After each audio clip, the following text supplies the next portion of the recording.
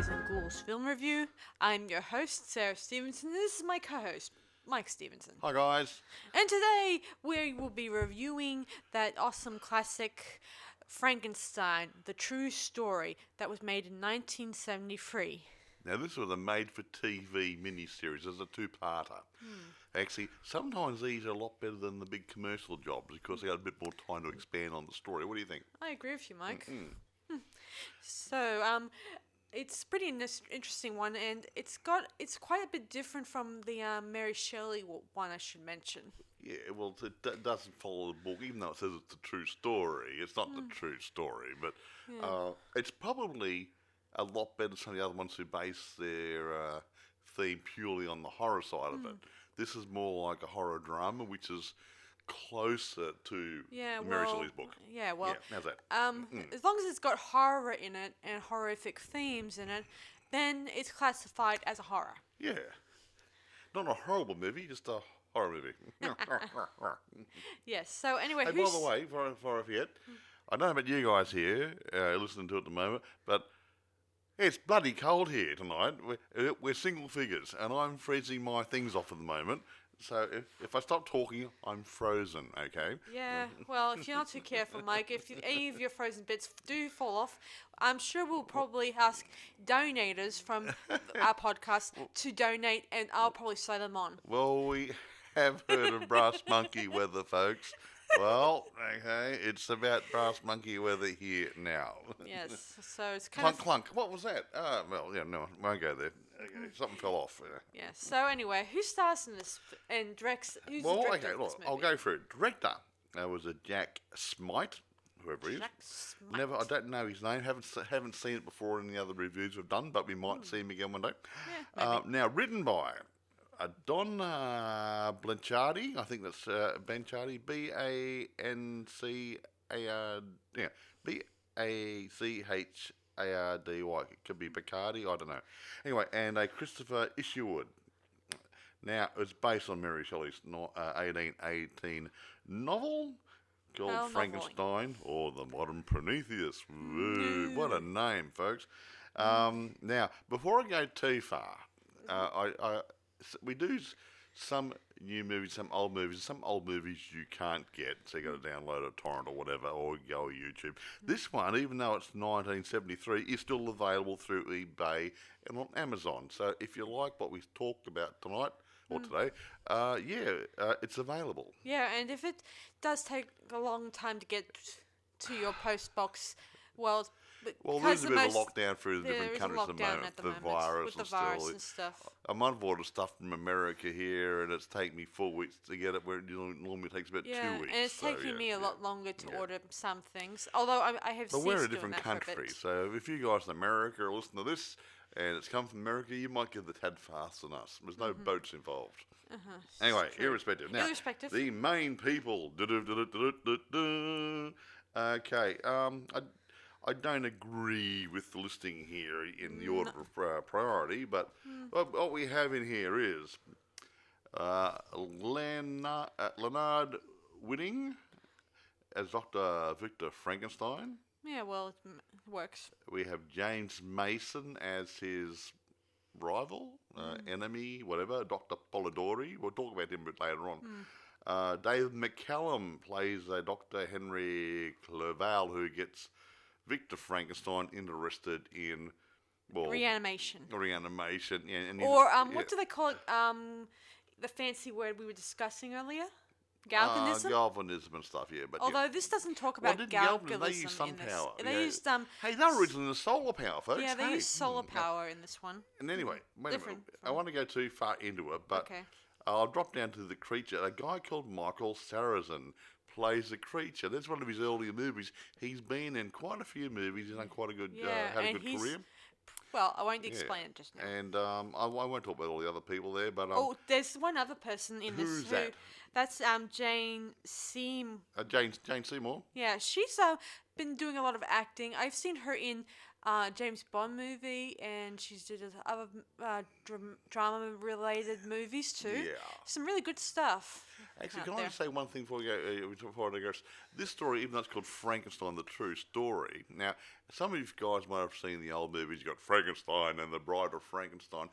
This is like a combination of the two stories because there's two monsters in this one. It's sort of all illuminates you in a very short. I should warn you guys. This is, if you do get the DVD and the movie movies, it goes for almost. If you watch both of them, it's like about 3 hours long. Yeah, it's about 3 hours. It was originally a two-part miniseries for TV, but each about an hour and a half long.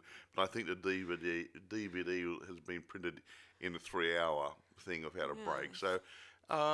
Sit down, cup of coffee, maybe a thermos of coffee, a slab of beer if you're feeling prone to that. But, Or if you're into something a little bit more creative, I suggest getting a mixed lollies. A bag of lollies, popcorn, Popcorn or just anything that's in the fridge. And whatever. A nice cup of coffee is always good. But however, if you want something a bit stronger. Anyway, carry on. Do you want to tell the story or break into it? Yeah, might as well break into it. So our story opens with James Mason explaining the story to us. He sort of does it about halfway, not halfway, just a few minutes into the movie. He explains and sits down to you guys about what Frankenstein's about and how Mary Shelley wrote it and stuff, and how she was married to Percy Shelley, whom you guys probably have heard that he was the writer who wrote poetry and stuff. Not a very good one either, just quietly. Hey, don't be nasty. I love his poetry. Thank you very much. I've read some of it. I read it, and it's pretty beautiful. For his time, was probably very good. Yeah. Yeah, I love his poem called Love Philosophy. I think. Yeah, a lot of good writers back then. You had Milton and other guys. Yeah, so anyway. Not Milton the monster, Milton, yeah. But, anyway, so he gets into it. He explains that this movie is quite, unbelievable, is what I'm going to word. Monstrous. Yes, and then we dive into the movie, and in the credits, at the beginning, we see a flower that looks really icky looking, and then it slowly reverses and turns into a beautiful blooming blossom. How nice. And this is sort of symbolic in this movie. You'll soon see, so you understand what we're talking about. Life out of death. Yes. Or something more to this monster story. So fertilizer? No, okay. So we begin where we meet Victor Frankenstein and his love interest Elizabeth, whom he's betrothed to. And his brother, unknowingly, ends up falling into the river, probably developing a cramp and drowning. Well, bugger. And only what, had 16 or something? Or? Yeah, 16, I think. And his little brother. Yeah, so he and his... Shame. So Victor is in mourning for his brother, feeling guilty and wishing that he could revive him or save him and stuff. Or bring him back to life. Yeah. Ha. Of course, his love interest doesn't understand and thinks that this whole thing, his whole vision is monstrous and scary or unbelievable. Hey, the good basis of a scary book, hey folks. So he goes back to London to study or something to try to get. He wanted to resume his studies, get more information and stuff, and he thought, why we can only. Yeah, how do you phrase something about why should we not be able to revive someone? Revive somebody, yeah. Especially when they're dead. Exactly right. Yes, why do we have to why does death have to be in this picture? Instead, we can revive the person and let them continue. Well, the Grim Reaper would be out of a job, wouldn't he? True. So anyway, he goes back to London and he meets Henry Clerval. What's his name? Clerval. Yeah, and played by David McCallum. And he has a similar vision of reanimating body parts and stuff. He's mucking around bugs and little bits and pieces and arms and stuff. Yeah. It's working quite good, but only in his early stages though. And soon enough, they become partners in their experiments and stuff. And it gets interesting when they finally decide on working on developing their own living, breathing, reanimated person of sorts. So they were able to find some dead bodies And put them probably together. 4 or 5 bits Wasn't and there a pieces. mining accident or something Yeah, or other? mining And 5 or accident. 6... 5 or or 6. was it 7? I can't remember now. 7 or 6 men Yeah. got killed. And they had all these nice spare parts hanging around. Yes, so Hey, this was the original body shop you mentioned yesterday. And I thought I that said that had something to do with cars. yeah, well, it had a bit of humour to it. Sorry.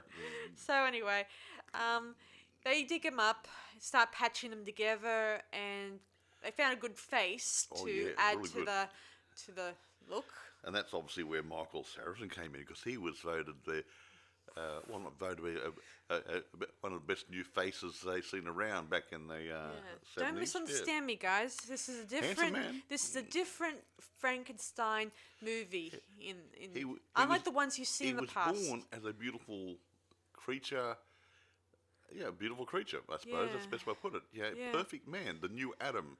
Yeah. I think they referred to him as. Yeah, so this is different from the horrible disfigured creature we all know and have watched on the movies. Know and love, but that comes later. So while they're getting things organised, Henry discovers something disturbing. He found out that the one of the hand experiments that was a decapitated hand was slowly mutating and slowly decaying. Yeah, so the process is reversing. So he writes it up in his journal, and as he's about to say, Reversing. he suddenly develops a heart attack And snuffs it. And snuffs it right there. And then Victor finds the notes and sees the word. The experiment is. Oh, it must be ready. Yeah, so he's left to assume that everything's ready. Bugger. So he gets everything ready. He gets the device ready, and like we said before, this has nothing to do with electricity or. Yeah, they're using solar power or something, are they? Yeah. Yeah, that's right. Yeah, they're using power of the Quite sun. different from galvanism or But stuff. when you think about it, we're using power from the sun to all these weird wonderful things now. And you look at the James Bond movie, The Man with the Golden Gun, that was sun power.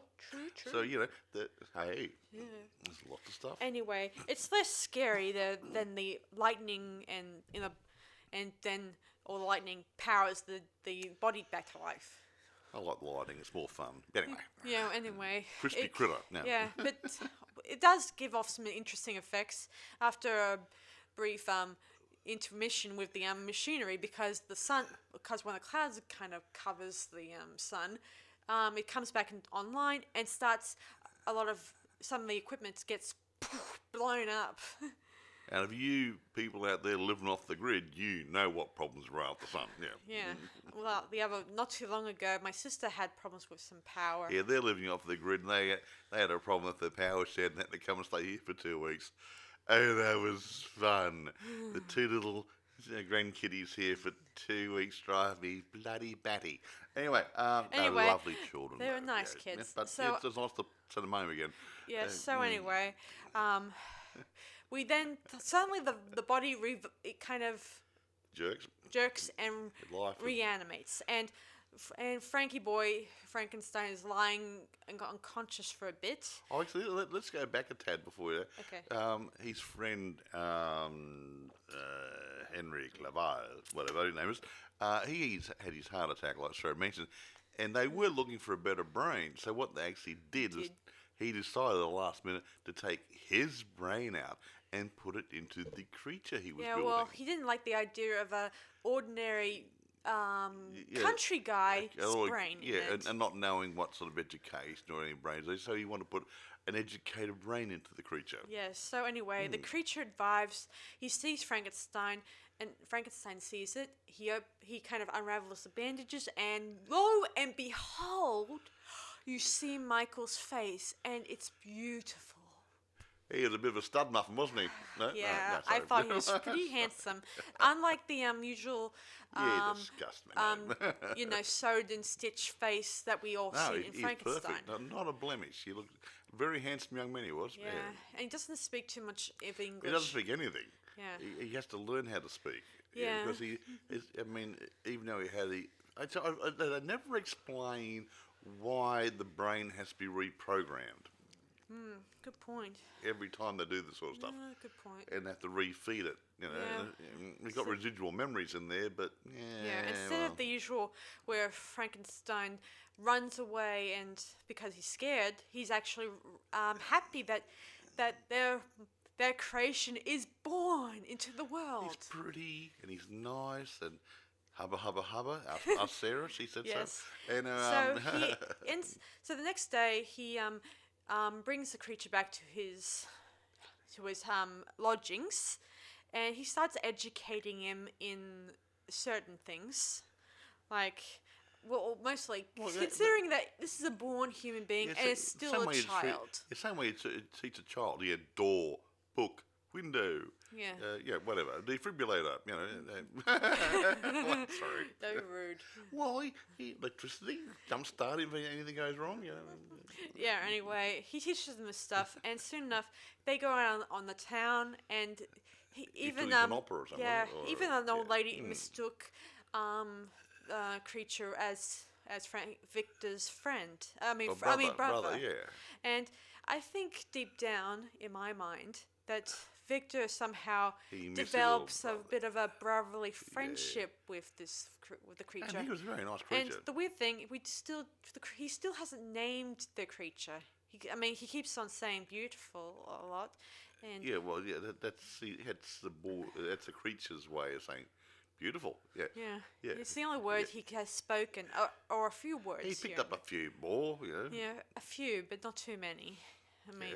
He's still got the language of a 1-year-old or 2-year-old. Yeah. Well, not Or 3-year-old, severely whatever, like that. But he's learning. It's not as bad as a 1-year-old. Like you have a hard time pronouncing words at that age. Yeah, we got muscle control, so he can say the words a bit better. He copies very quickly, though, doesn't he? True. He does, yeah. Anyway, carry on. So anyway, then something has happened that kind of was pretty much predicted, that the creature's skin begins to deteriorate. And not noticeably, just behind his ear, you see a little bit of tissue going backwards. Yeah. Like, They look like a bit like boils or bubbly moles skin or something. Yeah. I'm not sure. And Victor's cracky, so he takes him out of society and locks him back in the place where he was born, in that old building. Yeah, Was it? yeah, roughly. And the creature soon sees that his face is changing. And he realises he's turning into a monster, the poor little fellow. Yeah, and Victor doesn't feel impelled to kill it because he doesn't want to kill the. Yeah, he's a little creature, he's his friend, but Yeah. the monster, the creature, wants to destroy himself, so he tries to commit suicide. Yeah, Guess what, folks? How do you kill somebody who's already dead? Yeah, so he runs up to the hillside and he plummets his body off the cliff. It looks like Dover in England, so it was pretty high up, and he should have been dead. No, he got washed up on shore. Fine, not a problem. A bit of saltwater bath. That was about as far as it went. Yeah, and this is where he meets the blind old man, whom you probably read in the book, who lives with his granddaughter and her boyfriend, husband, fiance, something or other. Yeah. Well, it didn't say really. I think it could have been a fiance or boyfriend. Yeah, and this is the girl I told you about that plays Jane. Oh yeah, Jane Seymour. See, rather attractive lass. Yeah. Yes. Anyway, so the old blind man invites the creature back to his place to play music on his violin. Yeah. The old guy was played by Ralph Richardson, for those who were into the English actors. Yes, he was a nice guy, and he kind of grew fond of him, but at the same time, the creature prefers to keep himself hidden away from other people. Well, he thinks he might be shunned by other people. See, he wasn't that stupid after all, was he? Well, he knows which is beautiful and which is ugly. And he looks like a rob. No. Well, his skin is not as bad in this scene, but it's getting worse. He's the top of his forehead, his frontal lobe area, that area starting to become a little bit misshapen. He's, that sort of stuff. Yeah. He's looking a bit raggedy. Yeah. In another scene, where he's reading a Bible, he's reading the scene about how Jesus casts the demons out of a demented man, and where you know the scene I where know. Jesus asks, "What is your name?" and it says Legion. For we are many. Many. And Frankie, Yeah, Frankenstein's monster, whatever dubbed his name is, himself that. Legion. My name is Legion. Because he Yes. realises, He is. possibly in his subconscious mind, that he is the original second-hand man. Yeah, Second-hand. Sorry, Yeah, sorry, but I thought still, I funny. think that's the intelligent Henry side to his personality showing Yeah, a through. little bit of subconscious is still hanging around. Yeah. Yes. Which will come in later on. Yes, so later on he comes back to the old man's place, plays a bit of the violin, and Agatha, who's playing by the Jane, Seymour. Yeah, well, yeah. Yeah, Agatha and- played by James yeah, Seymour. and her boyfriend decide to corner the poor creature. by That didn't work. but this creeps him out, and the young man tries to tackle him. And this creature has pretty much superhuman strength. I don't know. They never explain why he's so strong in these movies. I don't know. Yeah, Yeah, it's really he's weird. not exactly well, yeah, he's good looking, but he doesn't look like he's strong man. Yeah, he's not the Incredible Hulk, you know. No, but, not in this one. So anyway, he knocks him down. He's bleeding at the head. Yeah, I think he's dead at the head. I mean, Yeah. he broke his skull. Yeah, but Yeah. yeah. He saves the old man from falling down. And Agatha goes running out Yes. to get away from the creature, and he calls after her. Agatha. He picked up that word pretty quick. Yeah, well, he grew really fond of her. Aha. So anyway, just then a carriage drives by. And she gets run over badly. Yeah, and of course he yells for her, and he tries to take her back to the old Where he is born. where he was born. But guess what? We have a new tenant there. Polidori. Yeah, so this is where, just so you know, Polidori is another doctor in this story. Mucking around and- saying sort of thingy-wingy. Yeah, and unlike he's not in the book, just so you know. And this is But that was pretty much like I said when it gets into the Bride of Frankenstein, the early movie. This is where that sort of comes in because Polidori, or what they called him back in that old movie, Doctor Something or other, he was also doing the same sort of experiments but using another technique. Yeah, just so you guys know, Polidori was based off a real life person that Mary Shelley knew in life. And he wrote a book called The Vampire. Yeah, don't get confused because Lord Byron never wrote The Vampire, and No. it was Polidori's. Polidori wrote it. And Lord his- Byron stole it from him. or his publisher did. Oh, he gave it to him, he put his name on it. Yeah. Just wanna- He had writer's block, so he grabbed the book and just sent it out I there. don't know. I mean, we don't know the whole story. I heard that. Well, Polidori couldn't get any credit for it in the end. He killed No, himself. they kind of So, claim, yeah. they kind of thought that Polidori would. What's that word for plagiarize? Plagiarism, yeah. Yeah, plagiarism. yeah. They probably thought he would be plagiarism the Excuse the me. novel. So it doesn't matter. That doesn't matter. It doesn't matter. That's another story That's another altogether. We actually story. might talk about that movie later on. That what's it we called? Mary Shelley. What's it? Gothic. Gothic. Yeah. Yeah, That's a good we're movie, going to that. probably look at doing that review with that next That's one. a good movie. It's a really good one. Good actors in it. It's a biodrama of Mary Shelley and Lord Byron and and Percy how they Shelley decide and and stuff, how yeah. she got into writing Frankenstein itself. Yeah, so it's a biodrama come horror. It's a big good mixture. But anyway, Yeah, back let's to the roll on story. to the story. So- We're digressing too far. Polidori. Polidori, actually, he gets referred to as Polidori because that Henry Clerval, whatever his name is, doctor who died, used to stir him by calling him Polidori instead of Polidori. Yeah, that's Yeah. what Lord Byron used to say to Polidori, the real one. Ah, did he? Too, Ah, as a joke. That's probably where they got the writers came up with the name for this one Okay, yeah. to make fun of. this- Nothing's new, folks, even back then. No. Yes. So anyway, he offers that the chance that he'll be able to revive her with his own methods. He also finds out that Henry, the brain part to Henry, is still in there In somewhere the creature. inside And actually, the creature. Actually, this Polidori guy is really good at hypnosis. He actually hypnotizes the creature, and he gets into his subconscious mind and he talks to Henry Clerval for a few minutes. And then he puts Henry to sleep again so he doesn't get in the way.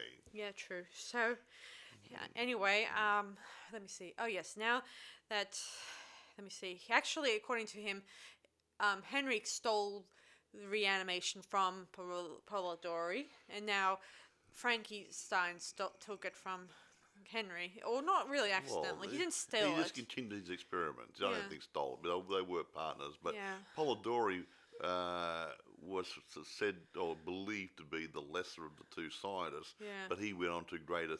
He went to a different tangent, and he became better at it than Henry Clerval did. And he had different methods. He didn't rely on the sun or electricity or anything. Yeah, in fact, just so you know, he doesn't like lightning. Oh no, he's like a child when it comes to lighting. Oh, I'm going to wet my pants. Ooh. Yeah, as you soon see. So anyway, we fade to Victor Frankenstein's wedding. They just got married. They got a nice cake. Everyone is happy, cheerful, yada yada. And as one would. Yeah, and guess who's uninvited came to the wedding? Polidori. Polidori. So he comes there, tells them, guess what? We have a guest here in our carriage waiting for you. And it turns out to be the creature, Legion. His little friend. Yes. And he says that he owes him, wants him to operate on the creature's friend. His girlfriend. Well, sorts. Anyway, I'm not sure. I mean, unlike the other version where they say the creature was created a mate for him in the other versions, this one, it's not a mate for him. It's just reviving her so she can, for Polidori's evil purposes. Well, the creature brought her hoping that she would be his mate. Actually, if you look at the Bride of Frankenstein movie, she was made as a mate for him, but she shunned him. Yeah. And he got very annoyed about that. So Elsa Lancaster, in the original movie, was made to be his girlfriend. Yes, most likely. Yeah. So anyway, monster friend. Shut up. Or was it a ghoul friend? No, Ghouls. anyway, So anyway, so Frankenstein goes with Polidori to go get the body into order and stuff. And of course, Polidori, he gives him a run for his money. Polidori used to be a doctor, but he had damaged his hand, so he can't do too much. He has servants to do things for him. Yeah. He has his brain still, but he physically can't do it. That's why he needs Victor to help him out as a surgeon. Yeah. On there, he takes his bride with him in the carriage, and they just kind of stopped at the remains of the old building they used to do their experiments on, and I imagine it's been their operation goes on for 6 hours, I think. I'm not sure. Yeah. Well, according to the patient didn't die though. True. So in this scene, it makes me think of Rocky Horror Picture Show a little bit, the movie with all the big chemical bath they use. Well, had the same sort of thing in this. I wonder if they stole the idea. Maybe it's a small You world. never know, hey folks. Yeah. So anyway, they add chemicals. They don't use the sun or the lightning or anything like that. No, they just rely on a lot of chemicals in this. And this time she doesn't decay like Frankenstein's creature. I tell you what, she comes really hot. Yeah. Jane Seymour, nice looking lady. Yeah. By the time they're done, pretty much Frankenstein goes on his honeymoon for the next 4 months. Or, I don't know. He did, 4 months, he had a break, went off there. Everything was happy and cheerful. Yeah, and we think that will probably be the last we see of Polidori and his creation. No, it's not. Somehow... Not by a long shot. Somehow, after they return, guess who comes for tea? Guess who's coming to dinner, folks? But Polidori, who's just asked Mrs. Elizabeth's mum and dad, could you let my prodigy stay at your house for a couple of days until I organise a nice coming out party for her? And he's such a nice man. He probably hypnotised them behind the scenes. I wouldn't be surprised, Mike. I wouldn't be I wouldn't trust him. Would you buy a used car for this man? No. Yeah. Unfortunately, I don't have a license, so there goes my driving privileges. Anyway, so Victor is very surprised to see Polidori shocked there, and overly shocked when he meets Prima, which is the name of the new creature, who's and and she's talking quite nicely compared and to his boy. Yeah, well, she's more. I think she's more indulged than. But she talks better. She's smarter. Yeah, she's smart looking. They always say females are smarter when they're younger. Yeah, but she's only 4 months old. Yeah, whilst she's living under their roof, she's kind of she copies everything everyone else does. She's very good at it. And it's not necessarily 100% great. No. She kind of has a sinister motive, like she kind of even tries to force kiss Victor Frankenstein. Well, Jane Seymour. It wouldn't be too hard. Yeah, well, she faints and and Victor sees through her act, and I think deep down she likes him, and even though he's already married, and they're gonna have, and another thing is, his wife is pregnant from and all that stuff. I don't know how many months. It could be about. Gonna have the rain little monster later on. So anyway, Elizabeth Frankenstein is less happy having Prima around. I think she thinks she's a rival for his affections somehow. You know, I mean, even though he's not doing anything. Yeah, but, I think that she thinks that she's. The old green-eyed monsters hanging around. I think she's more disturbed by her behavior more than the green-eyed monster. Maybe she can see through something, hey? Yeah, like she thinks she's disturbing. She's not like your ordinary woman. She's weird. She's Jane Seymour. She's dangerous. Wasn't she in that the movie, that biodrama they did of George Lazenby? Wasn't she that manager? Yeah. She does get around, folks, doesn't she? Yes. Well, I did say that she has been in a lot of movies. So anyway, back to the story. Back to the story. So she does disturbing things. She even tried to hurt Pussycat. Yeah, she kind of choked the poor thing, and even started licking herself like a cat. Like, she's really like in Michelle Pfeiffer kind of way. If you've seen Michelle Pfeiffer good, and Halle Berry, she makes a good Catwoman. She got nothing. And while she's asleep, Prima, Elizabeth comes to her room and sees underneath her choker that some stitches around her neck, and this freaks her out, and she yells to Victor, telling her, "Please let her leave." Make her leave. Get her out of here. Yeah, and Victor feels like he's having the last straw from Polidori and Prima, so he goes up to him in the laboratory and tells him, "I'm sick and tired of this. I don't care anymore. I want you to take your creature and go." And he said he's going to be leaving shortly anyway. Didn't he say that? Yeah, he says that once Prima's all established, they're gone. Won't see me again. You hear about me in the newspapers, but yeah. So anyway, they needed to dispose of their final thing in the basement. Oh yeah, they want to get rid of the creature. So Polidori promised to help him get rid of the creature. Yeah. He's not a very good guy at keeping promises, Polidori. Yeah. Somehow they kept him locked in the basement, and I don't know if he got fed or much. How much food does a dead person need? I don't know. I mean, they never tell you that, do they? Have you ever seen Frankenstein or anyone going to the toilet in any of these movies? Does it really matter? Do they wear a nappy? Mike. I mean, honestly, this, what? Don't be a pain. Are they wetting themselves? You know, you will wet yourself if you're not too careful.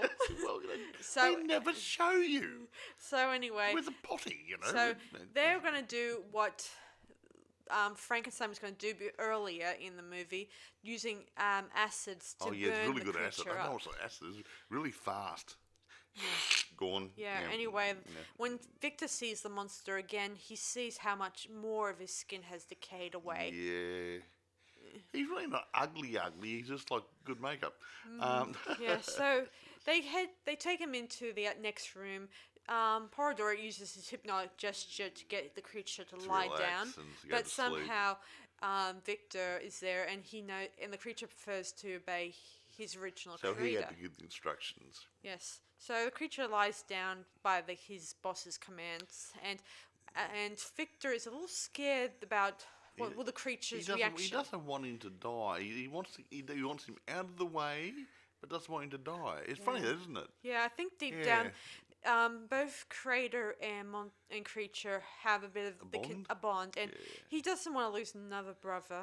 That's how I see it. Yeah, somewhat maybe. He's very close to him that way. Yeah, so he doesn't want to see him hurt, and as A boy and his monster. yeah, and as they're about to lower him into the mix, acid, Victor yells, "Wake up!" And the creature revives, and he throws one of the men into the acid, and he disappears.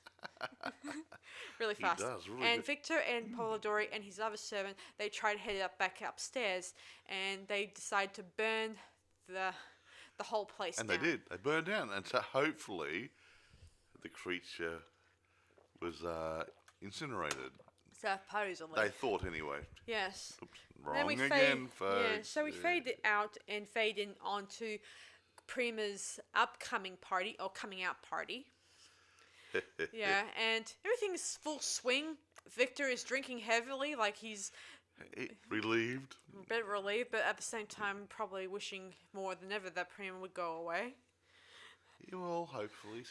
He was dancing with her one stage. Yeah, and he says how much she resembles a marionette and how much Polidori is her puppet master. And that's another good series, folks. We had 8 movies with it. Yeah, about that many. We might do and some a of those later. remake, which I don't want to watch.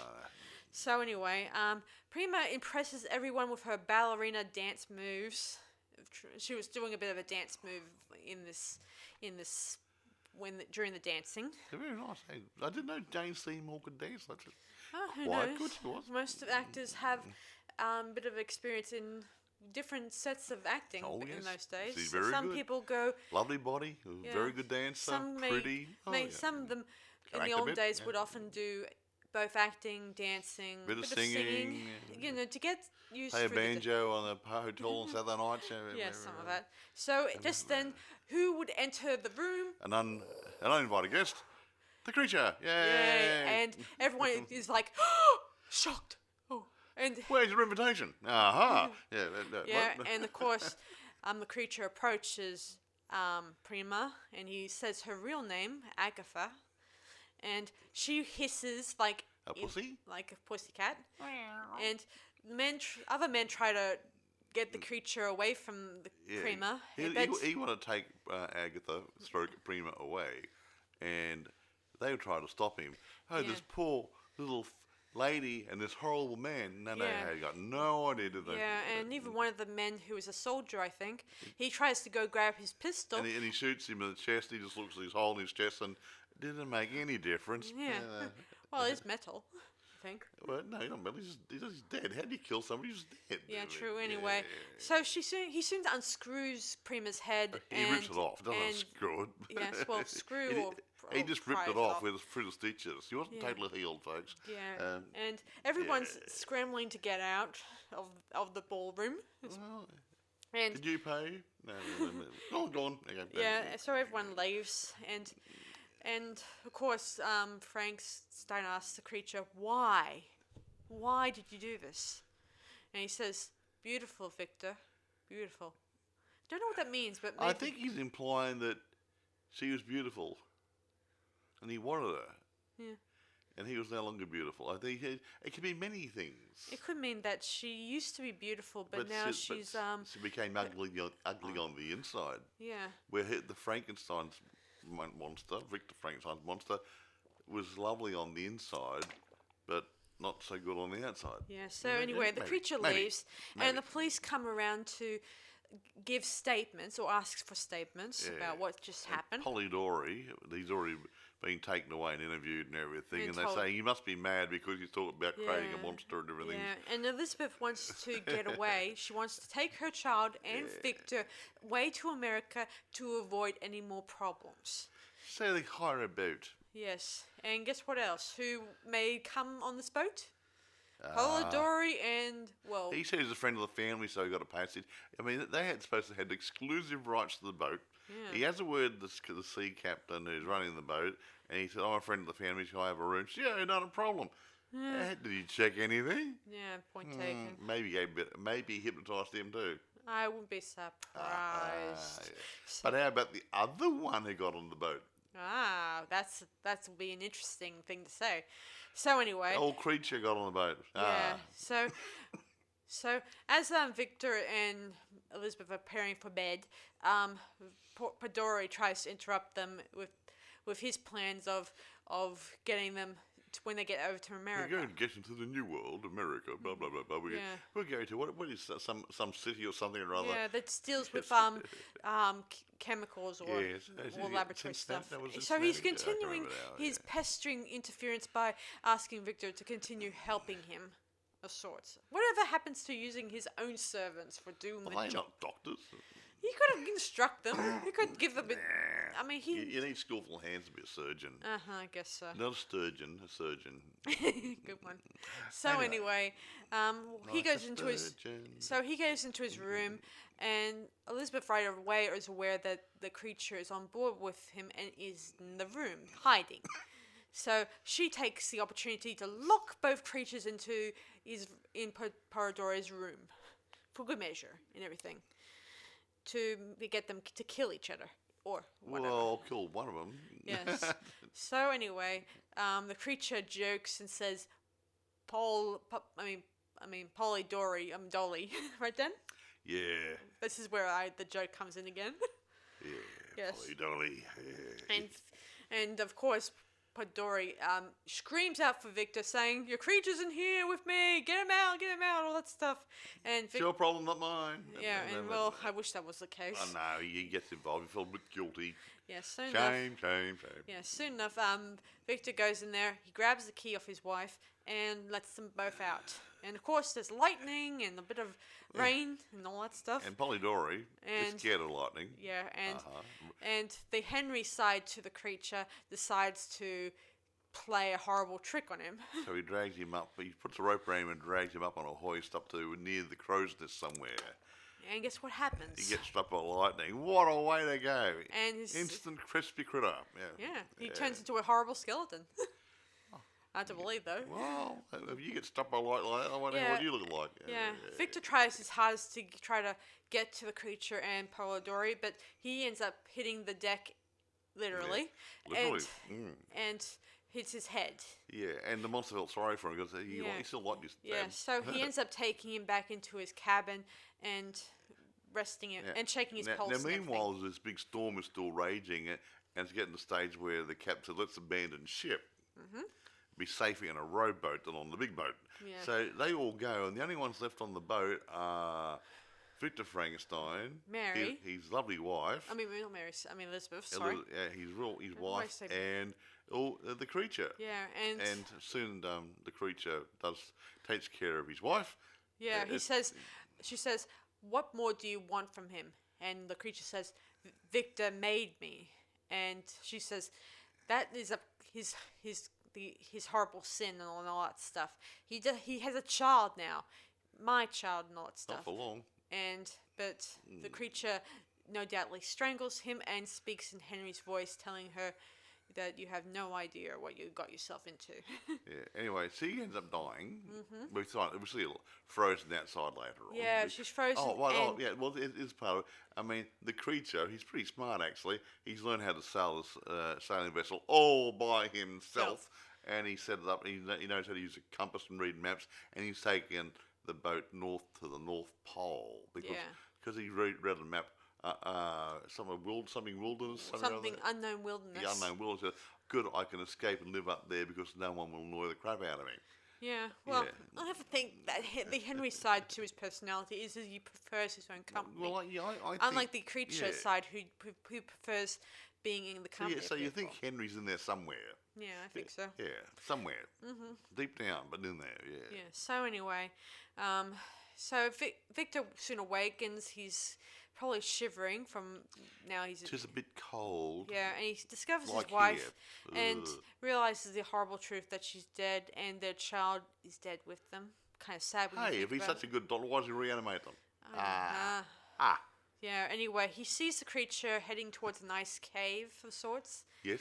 So he heads that way, and he tries to ask for the creature to forgive him for what he done or did. Yeah, he does actually. Victor asks for forgiveness from the creature. Yeah, and eventually, after shouting it a couple of times and hearing a bit of rumbling from the iceberg from the ice on the cave. Yeah, the whole thing collapses on Yeah. both of them. Yeah, even after the creature does forgive him and says, time to rest. Meaning both of them can finally rest in peace. Yeah, at long or last. rest in pieces, or whatever. Or whatever. Actually, I often that was the end of the movie, pretty much, when the avalanche went down and covered them all up with ice and snow, tons and tons and tons. Yeah, I of found it. out much later I was on. going to say something. Yeah. I mean, that would have killed Victor, but you wonder, nothing's going to be able to kill the creature. Will he be able to dig his way out, ready for a sequel? Well, I think there was thought of a sequel, but here's what I've learned from the script. Oh, okay. In the original script they were developing it from.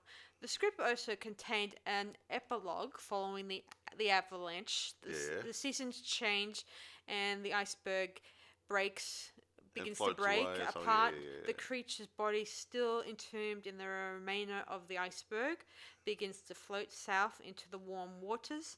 As the ice melts, one of the hands is exposed, And absorbing the rays of the sun, and the hand responds, and He's recharging his solar cells. in a flower-like motion, he slowly begins to open.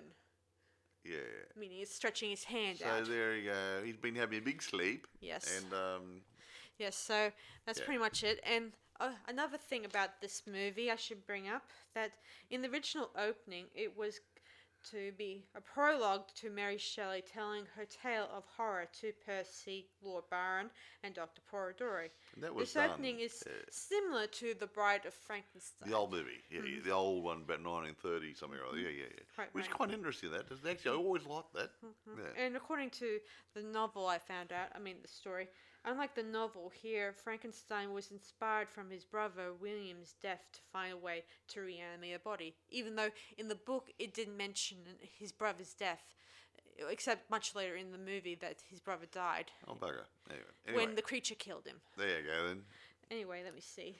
And actually, I also found out when they're doing the scene where the creature, they go to the opera, I found out the footage of the Polidori opera singer. Who? You know the song. Figaro. Yeah, Figaro. Figaro, yeah. The opera singer received applause is actually a shot of Susan Foster, curtain call from Phantom of the Opera in 1943. Oh, okay. There you go See, then. they used some old footage there. Oh, well, see, there you go then. No public domain problem here, guys.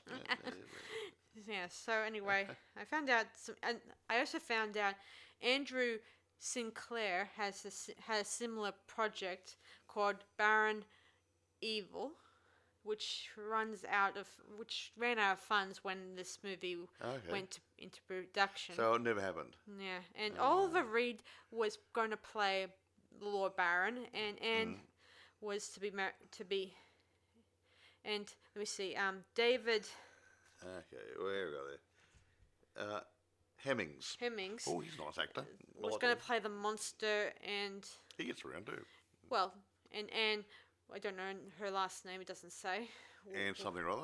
Was to be played Mary Shelley. Ah. Yeah. Anyway, Yes. there you go then. That's the story, folks. Yeah. Now, I'm not going to talk too much about post-productions or productions or anything, because this is a telly movie, Yeah. a TV movie. Weren't you going to tell me that the makeup artist was done Well, by I was. That's Hammer one of the things I was going to Forest say. Films? The person who did the creature's makeup was a makeup artist, or the makeup artist who worked for Hammer Studios in England, and obviously all the Hammer movies would have had their stuff done, like Christopher Lee, Peter Cushing, the Frankenstein, Dracula movies, and all that. So he was the same guy who did all those, and I think the makeup was quite credible. I think so. And this even though it was a TV movie, I think it rivaled a big commercial thing.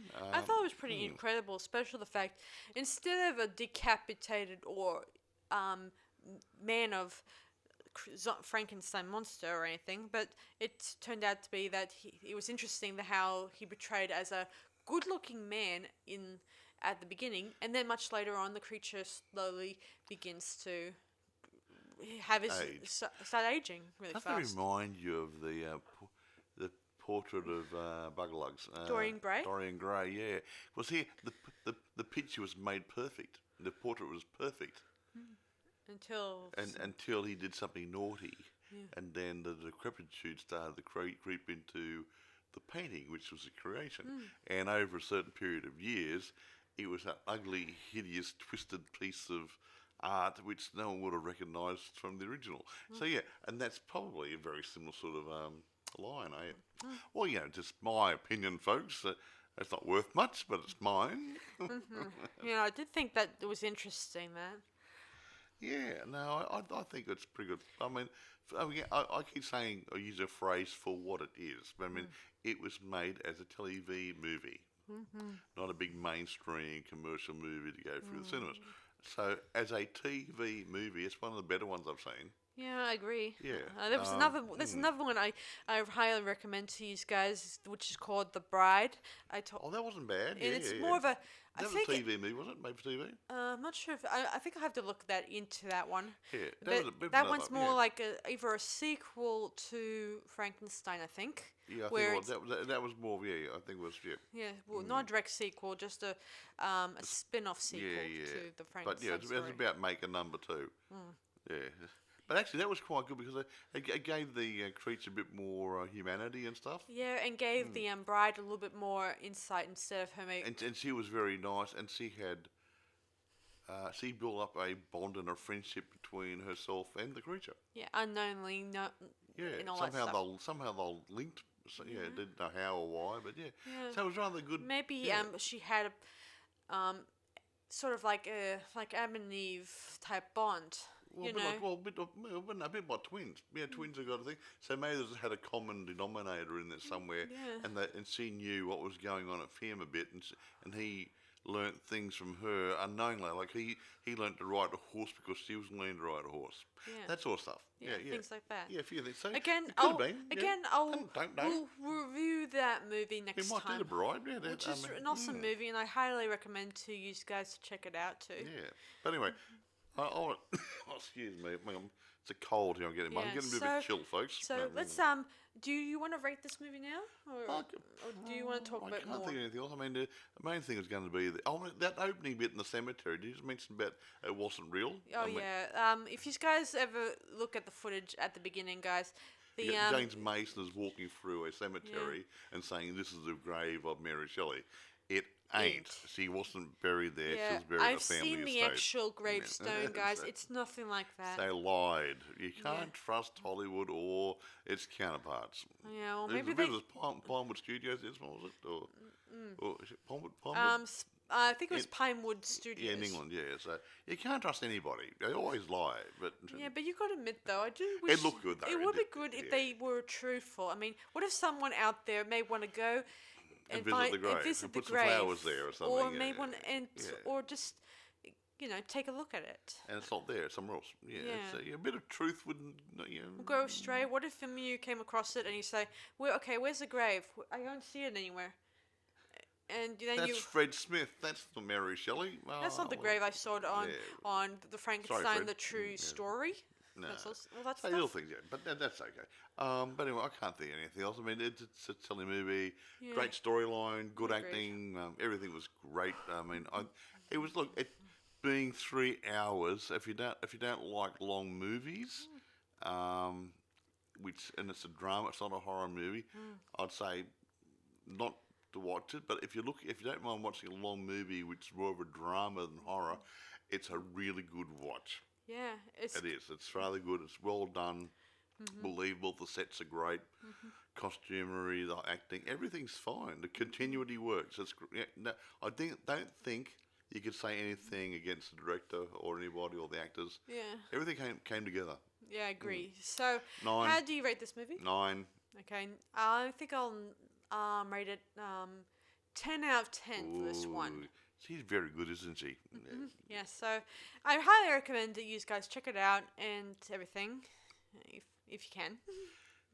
Oh, I think they should. Now, like I said before, I checked on eBay and Amazon. It is available. Seeing it's 1973, isn't it? 73 movie. A lot of other stuff isn't, but this one is for some reason. So you can still get copies of it. So yeah, please buy a copy of it. I only encourage people to YouTube and torrents if you can't get them. Yeah, that's like a last resort. That's like it's the last resort. I mean, if you cannot buy one at your local store and you can't get it at Amazon, eBay, whatever, then do a torrent download. But I mean, it is against the law, and you shouldn't do it. But if that's your main source to get it, there's nothing else around. Yeah, do it, but don't do it all the time, because I mean, somewhere along the lines, these people have to get paid for their product, and and if they're not selling it, well, then it's their fault. How's that? Yeah. If they're going to make it available, you should do the right thing and buy it. There Yes. you go. So anyway, thanks for listening to this podcast, guys. So I'll talk to you guys soon. This is Sarah Stephenson, and Mike Stephenson. we'll see you guys for our next podcast, guys. Bye. Bye, guys.